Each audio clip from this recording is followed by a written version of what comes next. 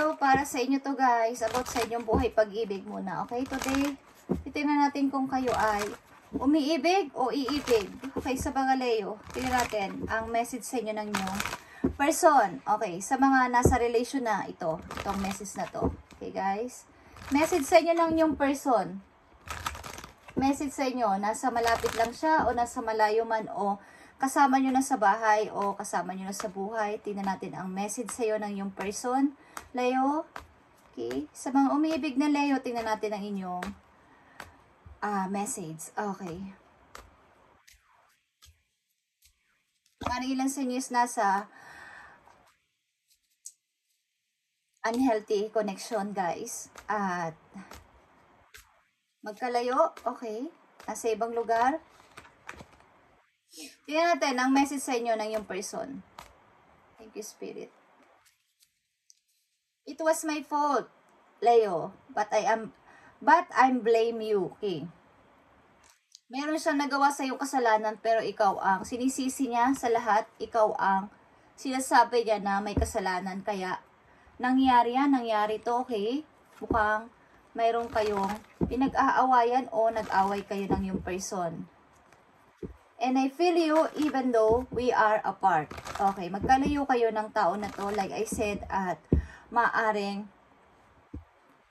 naghihintayan kayo sa isa't isa o hinihintay mo siya. Okay, nasa malayo siyang place. It was my fault, Leo, but I'm blame you. Okay. Mukhang sinisisi ka niya. But tinitingnan ka niya sa malayo. Okay, Leo, tingnan natin ang message for you. Dito, it was my fault. Ano ba tong nagawa niyang kasalanan pero isinisisi sa'yo ng person na to, Leo. Okay. Ano ang nagawang kasalanan ng tao na to pero sinisisi niya sa'yo, Leo?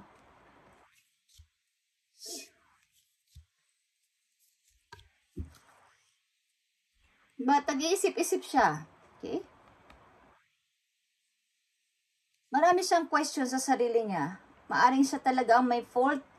At nag-iisip-isip siya, paano na kaya pagtanda ko na wala si Leo sa tabi ko? Okay? Tingnan natin. The High Priestess, 6 of Pentacles, and 5 of Cups. Okay, someone dito is nagre-regret talaga at nagsisisi sa kanyang ginawa. Na yan, nasayang naman. Nasayang naman ang relation na to namin ni Leo. Okay? At gustuhin man niyang bumalik maybe. Hindi niya alam kung tatanggapin mo pa siya. Leo, maaring nagkaroon siya ng nagkaroon siya ng yung natauhan siya, okay? The High Priestess and 6 of Pentacles na mali ang ginawa niya sa'yo. Parang hindi patas yung kanyang ginawa sa'yo. Maring ang tao na to guys is mayroong dalawang situation about sa financial. Halimbawa is sa family niya mismo, sa mga magulang niya, sa kapatid niya, sa mga kamag-anak niya. Or may 2 families ito. Okay? Bukod sa iyo, maybe kung kayo ay malalim na ang relasyon ng tao na to, maring ang tao na to is mapagbigay sa lahat. Okay? Nauubos lahat ng kanyang mga ipon or money sa pagbibigay sa mga tao nangangailangan, sa mga kamag-anak niyo or what. At ang tao na to maybe is nagkaroon ng pagsisisi dahil iniwan ka niya or wala na siya sa tabi mo. Okay? Tingnan natin dito ang message para sa iyo, Leo. It was my fault, Leo, but I'm blaming you.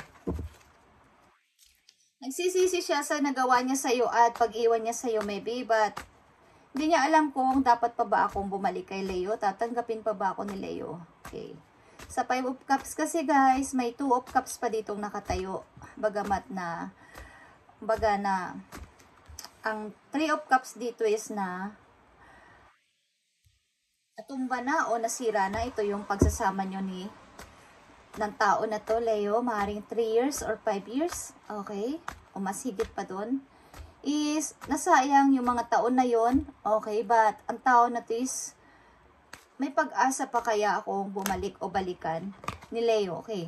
Tingnan natin ang message dito sa inyo ng iyong person, Leo.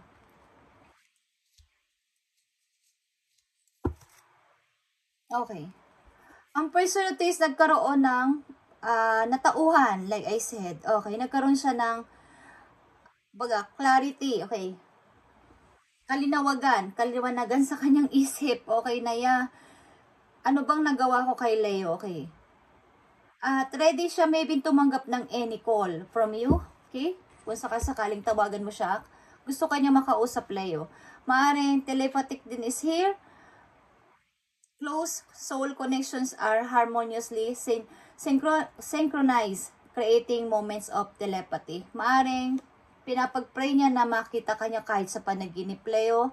Magkita kayo o mag-usap kayo by dreams, okay, ang person na to. And nandito din ang challenges. All true souls connections involve challenges that can be overcome together.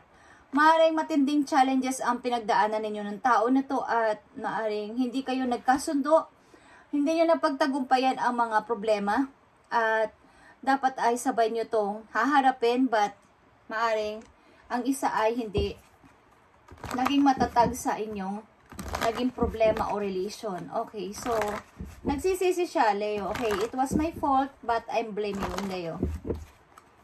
Alam niya sa sarili niya na may kasalanan siya sa'yo, but parang sinisisi ka niya sa nangyari. Okay, tingnan natin ang mga messages pa dito, Leo, about sa inyong situation ng yung person. Okay, nag-away-away kayo dito. Maring selos, guys. Okay, ilan sa inyo is umalis talaga kasama ang inyong anak.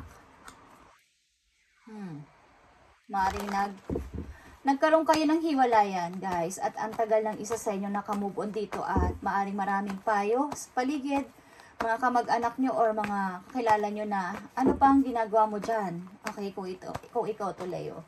But hindi ka pa mag-start ng bago. Ang tagal mo nang nananahimik at ang tagal mo nang naka-stuck dyan after nyo magkalayo ng yung person. Okay, tingnan natin ang mga messages pa dito. 1. Leo, tingnan natin ang mga messages pa dito sa inyo ng yung person.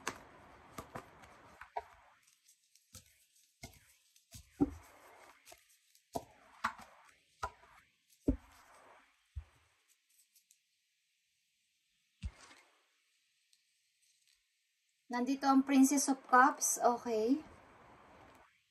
The Magic or the Magician and the Eight of Cups. Guys. Maring ikaw to, Leo, as a Princess of Cups. The young energy of Cancer, okay. And Pisces is here. Aries is here and Scorpio. Mukhang sobra-sobra ang pagmamahal mo talaga sa tao na to. Ito talaga yung dream mo na makasama habang buhay at humingi ka pa nga ng mga advice sa mga ilan mong mga kamag-anak o mga kakilala na mas may karanasan na about sa matagal na relationship at humingi ka ng payo how to grow pa ang aming relation, how pa kaming magtatagal.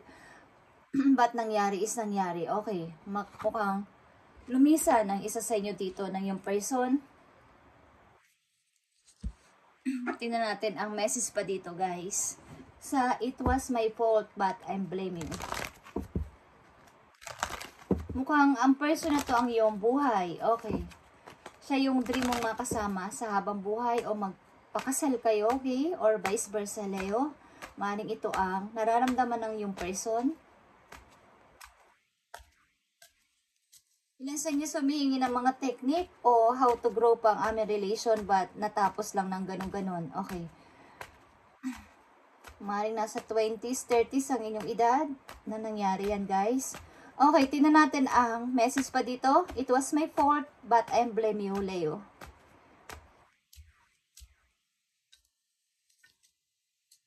Okay. Message sa inyo, Leo, ng inyong guidance. Free yourself, Leo, about dito sa relationship na to. You don't need to be in control of everything for a love relationship to be successful. Maaring kayo ay sobra-sobra ang love nyo sa tao na to at nawawala na kayo ng time sa inyo sarili. Maaring pinipilit nyo talaga maging successful ito but hindi na mangyayari o hindi nangyari. So, ang hirap ng situation at maaring ang tao na to din is nagsisisi sa kanyang ginawa o nagawa sa iyo, Leo. But, nasa sa inyo yan, Leo, kung babalikan mo ang person na to. Ang tao na to is naghihintay ng iyong tawag. Okay, tingnan natin. Free yourself, Leo. Message pa sa iyo, Leo, be honest. Heart-to-heart conversation are necessary. It is safe for you to talk about your feelings. Okay. Kung gusto nyo kausapin ang tao na to, is binibigay kayo ng message dito, binibigyan kayo ng message dito ng iyong guidance na be honest. Heart-to-heart conversation is needed dito para kayo ay magpalitan ng inyong mga nararamdaman sa isa't isa. Kung mahal nyo pa ang isa't isa, why not na hindi kayo mag-usap, Leo, okay? Kung mahal nyo pa ang isa't isa. Isa sa inyo dapat ay magbigay ng effort na mag-usap at magpalitan ng mga nararamdaman. Kung ano ba talaga ang nangyari, paano natin ito aayusin, meron pa bang pag-asa na maayos ang relasyon natin, okay? Sapagkat ang tao na to ay maraming questions din at maaaring nag-iisa siya at naghahanap din ng mga kasagutan sa kanyang mga nagawa. Okay, at may pag-asa pa ba? Imposible man may pag-asa pa ba para dito dahil mag-isa akong tatanda, wala si Leo sa tabi ko. Okay, tingnan natin ang message pa dito about sa inyong pag-ibig. Leo, nararamdaman ka niya even though we are apart. Okay? And marami daw bagay ang nagpapaalala sa kanya about sa'yo. Okay? Tingnan natin, Leo, ang mga messages pa dito para sa iyong pag-ibig ng yung person. Ang reading na to, guys, is I feel na galing sa nakaraan, person na nasa mind nyo pa hanggang ngayon at hindi nyo, pag may mga percent pa siyang naiiwan sa inyong mind na hindi nyo pa nakakalimutan. Bakit nagkaganito ang relation namin? Na naging maayos naman, but maraming challenges ang nangyari at maaaring isa sa inyo is nag-give up at hindi kayo nagtulungan, guys. Leo, tingnan natin.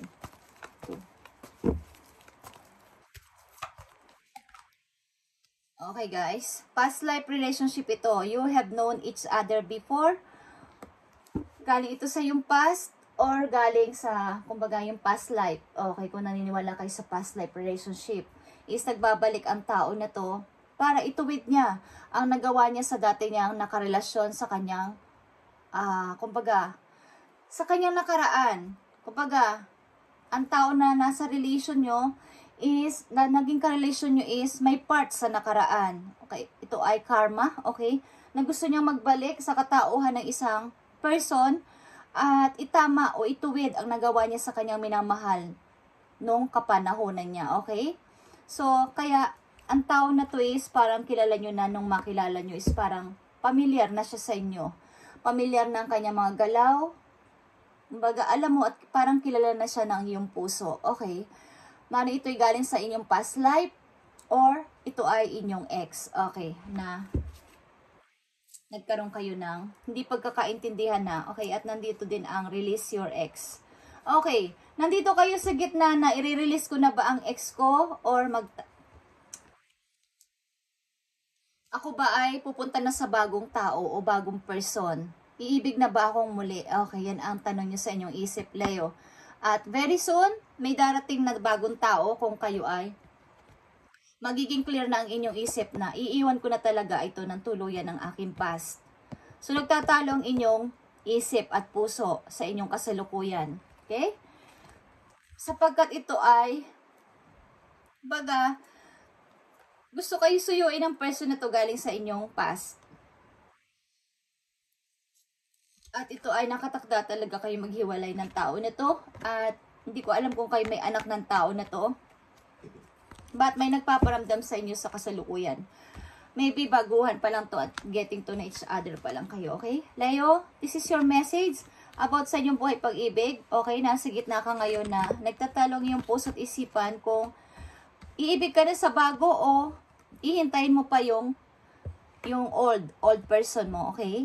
So, thank you, Leo, and good luck sa inyo, guys. Sana ay maging okay ang inyong kaisipan dito at ipag-pray nyo yan na magkaroon kayo ng kaliwanagan dito sa inyong situation at makapamili na kayo kung old ba o new na natao. Okay? Thank you, Leo, and God bless.